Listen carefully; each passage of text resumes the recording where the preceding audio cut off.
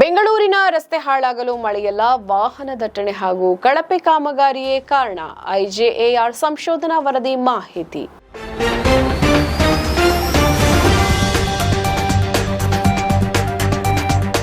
ಸುದ್ದಿಗಾರ ವಾಹಿನಿಯ ನೇರ ಪ್ರಸಾರವನ್ನ ವೀಕ್ಷಿಸಲು ವಿಐ ಮೂವೀಸ್ ಅಂಡ್ ಟಿವಿ ಆಪ್ನ ಡೌನ್ಲೋಡ್ ಮಾಡಿಕೊಳ್ಳಿ.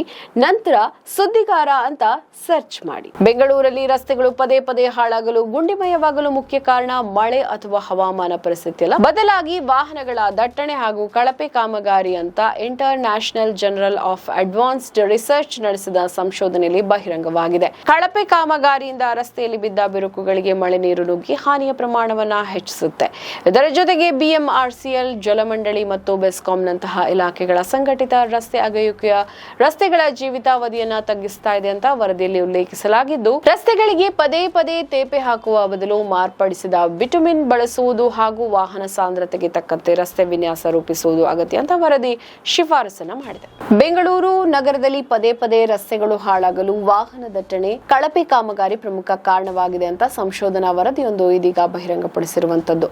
Inter national journal of advanced research ನ ಕ್ರಿಶ್ ರೇಮನ್ ಎಂಬುವರು ನಡೆಸಿರುವ ಸುದೀರ್ಘ ಅಧ್ಯಯನ 2000ರಿಂದ 2024 ಕುರಿತು ಅನಾವರಣಗೊಳಿಸಿದ್ದು, ಮೂಲಸೌಕರ್ಯ ಯೋಜನೆ ಮತ್ತು ರಸ್ತೆ ನಿರ್ಮಾಣದ ವಸ್ತುಗಳ ಗುಣಮಟ್ಟವನ್ನು ಸುಧಾರಿಸಿದರೆ ಈ ಸಮಸ್ಯೆಗೆ ಶಾಶ್ವತ ಪರಿಹಾರ ಸಿಗುವುದಿಲ್ಲ ಅಂತ ಎಚ್ಚರಿಕೆಯನ್ನ ಕೊಟ್ಟಿದೆ.